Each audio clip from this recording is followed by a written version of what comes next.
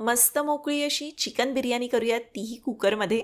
याकरता अर्धा किलो चिकनमध्ये हळद, मीठ, लाल तिखट, आलं, लसूण, पुदिना, कोथिंबीर यांची पेस्ट घातली. लिंबू पिळून घेतला. बिर्याणी मसाला घालायचा. 1-2 चमचे तूप किंवा तेल घातलं. सगळं लावून झालं की अर्धा कप दही घालून 20 मिनिटांसाठी चिकन मॅरिनेट होण्यासाठी ठेवून देऊ. 4 उभे चिरलेले कांदे ब्राऊन रंगावर तळून घेतले. थोडासा कांदा बाजूला काढून बाकीच्या कांद्यामध्ये आलं, लसूण, पुदिन्याची पेस्ट घालायची. एक छोटा टोमॅटो घातला. मॅरिनेट केलेले चिकन घालून परतून घ्या.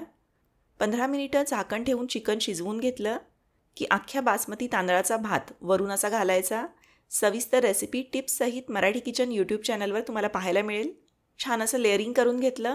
कुकरचं झाकण लावून 15 मिनिटं मध्यम ते मंद आचेवर बिर्याणी शिजवून घेतली. कुकरचं झाकण उघडताच मस्त असा वास सुटला आहे.